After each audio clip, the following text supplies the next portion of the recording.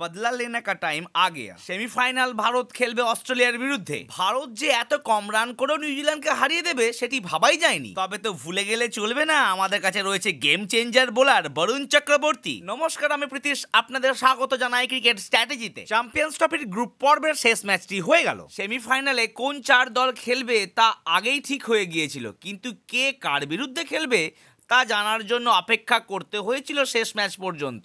অবশেষে তা পরিষ্কার হয়ে গেল। সেমিফাইনালে ভারত খেলবে অস্ট্রেলিয়ার বিরুদ্ধে, অন্যদিকে নিউজিল্যান্ড খেলবে দক্ষিণ আফ্রিকার বিরুদ্ধে। চ্যাম্পিয়ন্স ট্রফিতে এখনো অবধি ফেভারিটের মতোই পারফর্ম করে চলেছে ভারতীয় দল। বাংলাদেশ ম্যাচ দিয়ে অভিযান শুরু করেছিল, দ্বিতীয় ম্যাচ পাকিস্তানকে হারিয়ে সেমিফাইনালও নিশ্চিত করে ফেলে। প্রথম 2 ম্যাচে টপ অর্ডার দুর্দান্ত পারফর্ম করেছে। গ্রুপের শেষ ম্যাচে জ্বলে উঠল মিডল অর্ডার, তারপর আবার স্পিনের দাপট। তবে হ্যাঁ, আমার দাপট যেন বজায় থাকে তার জন্য আপনাদের করতে হবে এই ভিডিওতে লাইক আর চ্যানেলটিকে করতে হবে subscribe.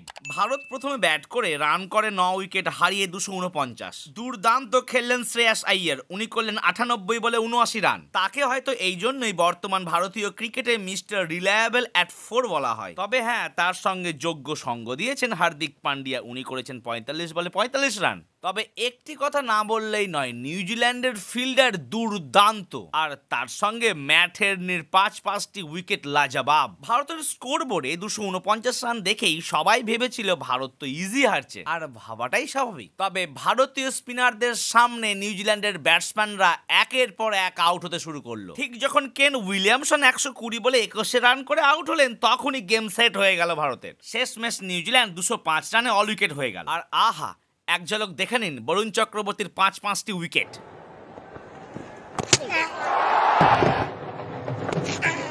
That's close. That's really, really close. Yeah. Back first, finger goes up. Oh, knocks him over. Varun Chakravarti picks up a win. He always is. Varun Chakravarti picks up a fifer.